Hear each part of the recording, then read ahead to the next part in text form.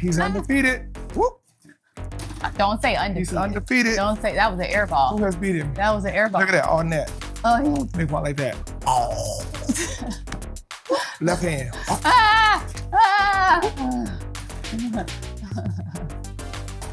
Oh. Hey man, we got to do this recording. Come on. We got to do the recording. Jeez. I forgot.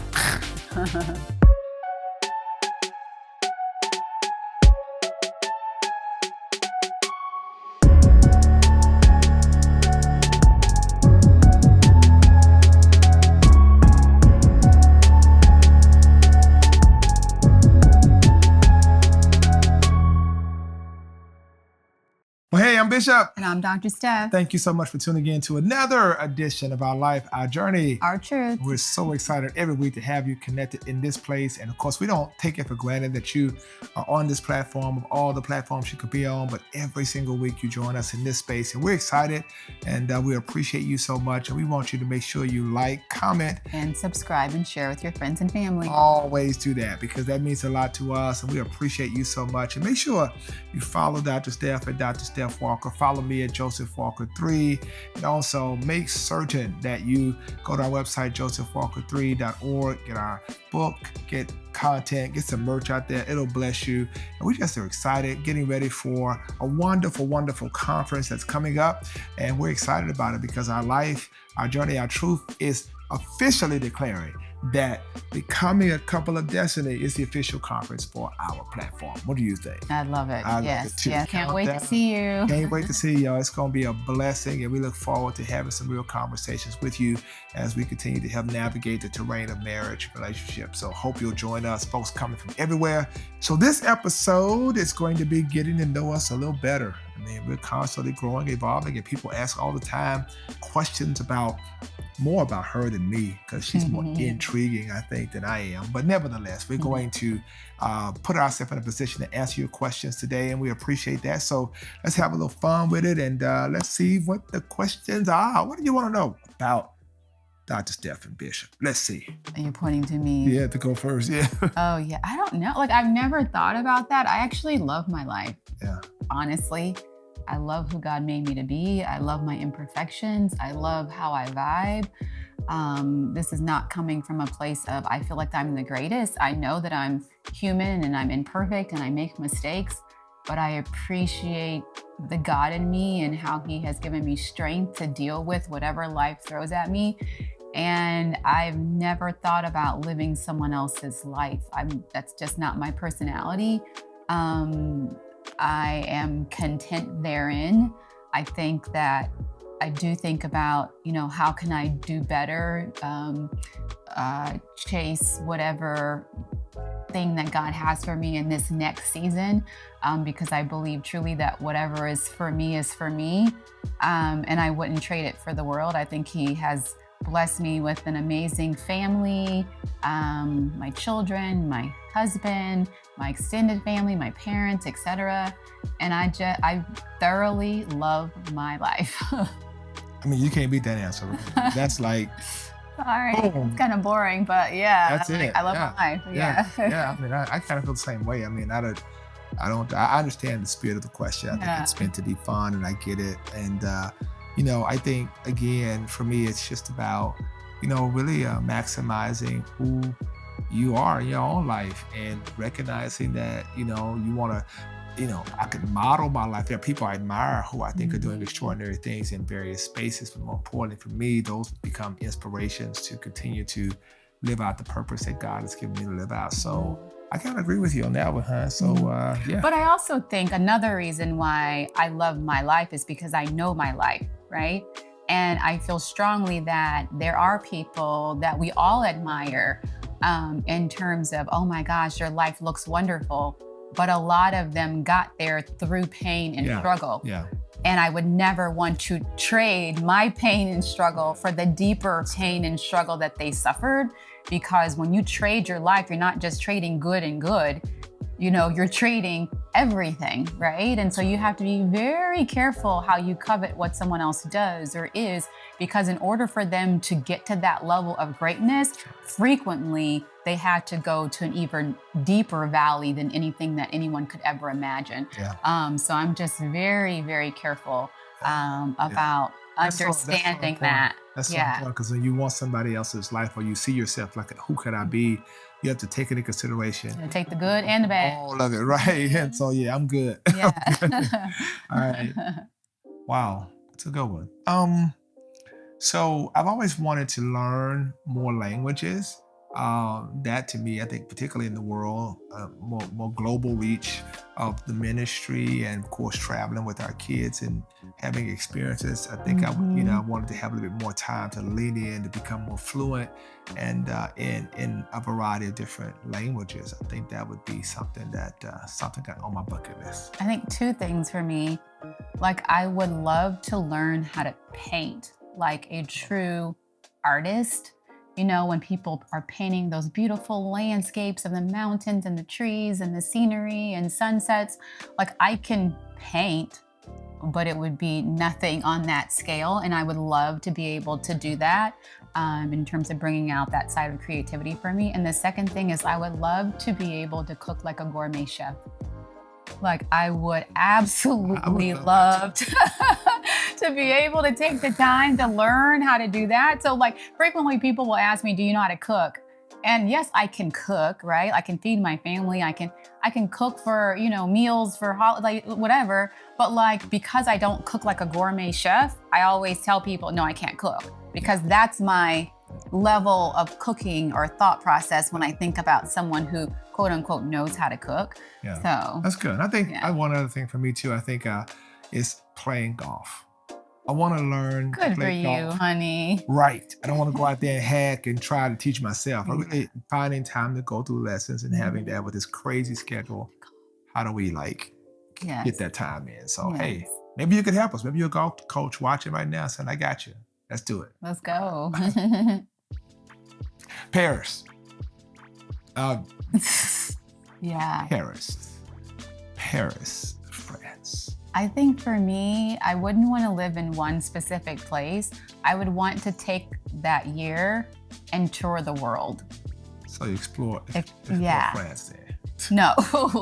Like, I want to go to like the Patagonia. Like, I want to go to like the Galapagos Islands. I want to go to Fiji. I want to go to like Thailand. I want to go to, the small islands, the Maldives. Like, I want to go to all these small places that they talk about in the science books and the history books and all this.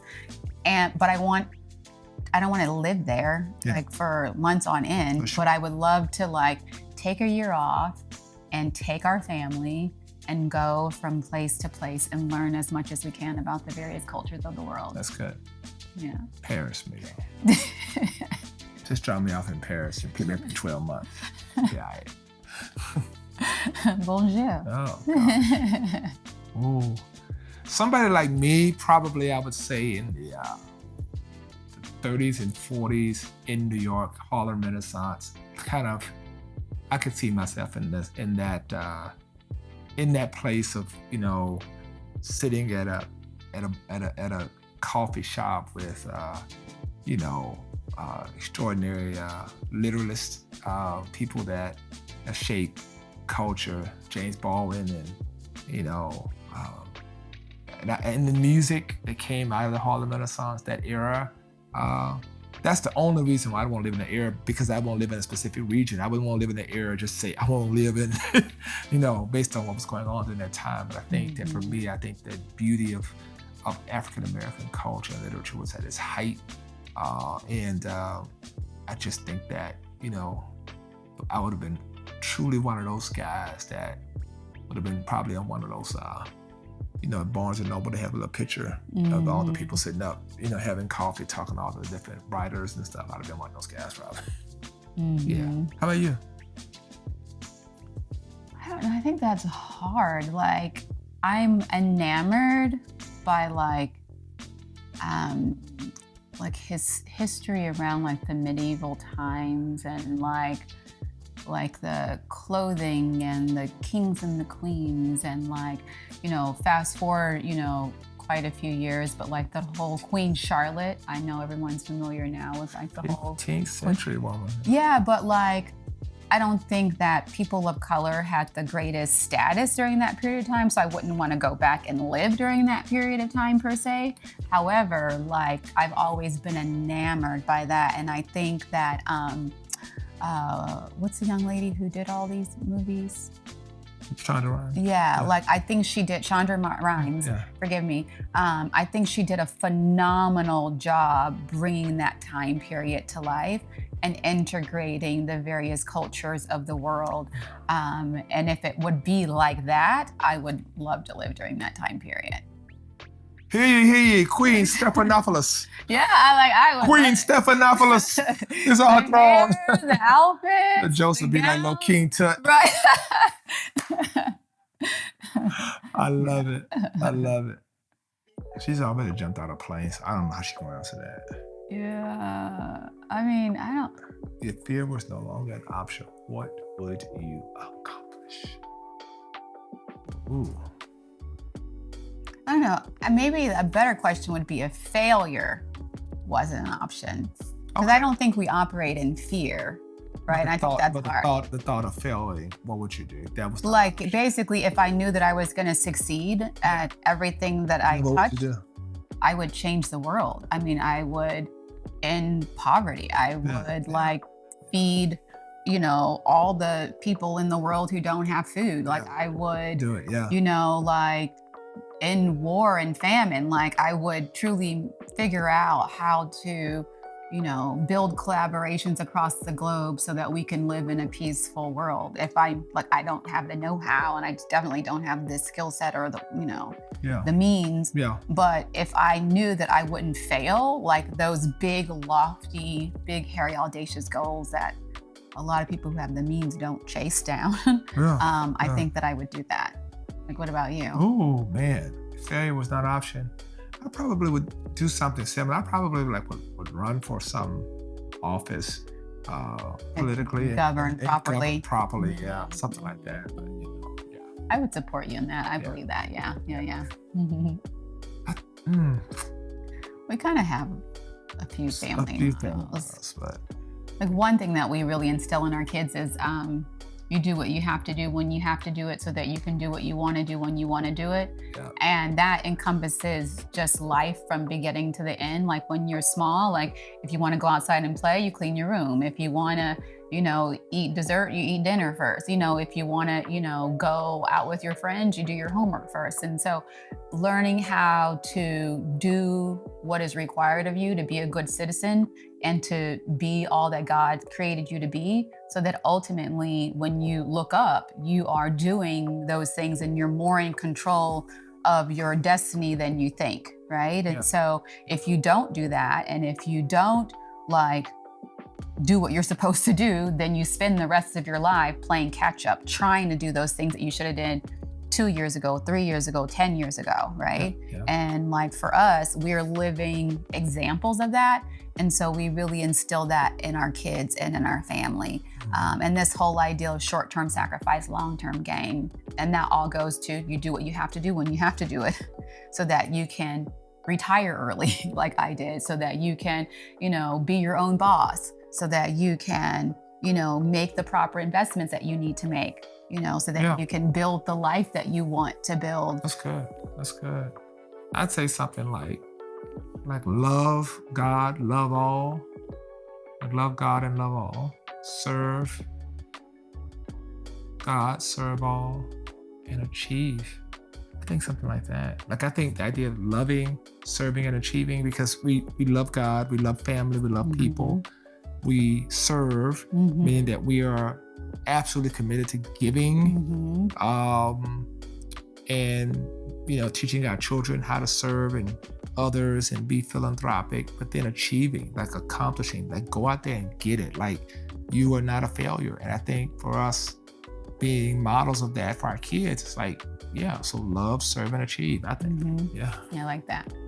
Hard work. Yeah, work ethic. Hands down, work ethic. Yeah. No excuses. Produce without excuse. Produce without excuse. Yeah, for sure. I think Jeremiah 29:11. Oh, I was gonna say that. Yeah, I know the plans, you know. After you, yeah. Also, peace is not evil to give you a future and a hope. Like that governs everything I do, to know Same that here. God's plan Yeah. is never canceled because of Yeah. circumstance. Just keep, Yeah. And especially in the times of uncertainty, Mm. like being able to look at that and know that whatever is happening in front of you is not to the death of you. It's not to the end of you. It's not to your demise, and that you will get through it because he's already given you the promise. So if you can just hold on long enough to get through it, right? Because a lot of people see their circumstance and they think that they're in it and that's going to be the definition of who they are, as opposed to looking at their circumstance as something that they're just going through temporarily. And when you have that belief and that promise that you carry in your spirit, you realize Yeah. that Yeah. it's just a season, it's just a phase. I will get through this because he's already told me that I will, right? Yeah. It's like that earlier question of like, if you couldn't fail or if you didn't have fear. Well, when you know that in your spirit, then there's no room for the thought of failure. There's no room for fear because you know that the promise is coming. That's good. So That's yeah, good. and that was the verse that was above Giovanni's crib when she was born. Absolutely. And so we read it to her every day until we moved. So about 8 or 9 years. So something specific that you want to Yeah, like for me, I mean, it's like, whoa, like getting up in the morning, waking wow. up. Yeah, like watching God use me to touch the lives of his people. Mhm. I think though, for us, and I'll say this, I think to see our children Yeah, that's good. thrive, be Mhm. happy, Mhm. is God's way of shining on our commitment to be present and invested in their lives. And I think that is the outcome and the fruit of that. And that's God's presence. I mean, when I see Joseph, like completely just Mhm. conversational, active, he sat Happy, down just and watched the game with me and was like, yeah, Steph Curry made that three. Like, yo, it's like watching this little dude grow up and watching Giovanni thrive in ballet and watching. Awesome. Yeah. She saw a picture of herself the other day and Oh, she was like, wow, I I am am beautiful. Sure did say it. And Yeah. like to have children who have that belief and love of themselves. And this isn't coming from an outside source, Yeah. but something To know that's yourself. exuding from Yeah. within. Yeah. And like I look at them, and it was interesting because I was reading a book the other day, and it was just talking about gratitude. And I truly believe that in this season of my life, I've always been grateful, but I feel like I am more grateful than I've ever been in terms of my everyday existence. Every time I wake up, every time I roll over, every time I walk through the door, every time I walk into the kitchen and see my kids, every time I pick them up, every time I'm able to sit down and have a conversation or just go out into the world and make a difference, anything and everything, I'm so just tremendously grateful for, because it could all be very different. Right? Yeah. It could all be very different. Yeah. And so every opportunity to breathe, to look, to help, to love, just to be and be in your right mind, I'm just so tremendously grateful for. And I'll say this too, like, so we are both crazy and moody sometimes, but I have seen the presence of God speak through her to me in very critical times. And that has been a tremendous gift. I'll say that to her because, I mean, she's crazy sometimes. And yeah. It's all good. But when God speaks to that girl, it's really powerful. It comes, I really pay attention to it. So yeah. Man, being aligned, knowing that you're doing exactly what God wants you to do, and knowing that you're doing it for an audience of one, to me is complete happiness. It's not about what people think you should be doing. It's about you doing what you know God has called you to do. And you wake up every day going to do that thing. To me, that's happiness all day long. And I agree with that, but I would also add like having a sense of peace about who you are and being able to be very comfortable living in your authenticity, living in your truth, living in your sense of self, your sense of purpose, even with all of your imperfections, like accepting yourself, loving yourself, having compassion for yourself and for others around you. Like that to me is like Yeah, it's good. full living, Yeah, right? that's it. Yeah. Yeah, no, that's it. Wow. I hope that that was fun. That was I'm learning good. stuff about myself I didn't know. Just kidding. No, but no, we appreciate. Hope you guys have been blessed. And I hope what you'll do is you'll continuously send us questions in the comment section because we do pay attention to And those. also ask yourself some of these questions because I Yeah. wasn't expecting a lot of these. And I think it's important to just kind of be a little self-reflective these days. Yeah, You know, like yeah. ask yourself. I would love to hear what your answers are. I would. Below. Yeah, put that in the comment. Put your answers in the comment, and we're gonna read them and have fun with them. I'd love to hear that. Or maybe you can send us a video. How about that? Take a little video of you and yours, and y'all put it in the comment. I think you can put the link, and we'll be able to see it. It'd be really dope if you can do that. I think you can do it, and or just send it to us on IG. Send us on IG, and we love to see what you say, and we'll love to just kind of get to know you. That'd be a good way for us to get to know you. You do a video and say, hey, here's my response to those same questions. So thank y'all so much. It's been great, man. Love it. Thank y'all so much for tuning in. Make sure, again, you follow Dr. Steph. Follow me. Stay connected to this platform. And again, register for becoming a couple of Destiny Marriage Conference. It's happening in a few weeks. We cannot wait to see you there. We appreciate you so much. Thank you for tuning in. Until next time, I'm Bishop. And I'm Dr. Steph. Peace out.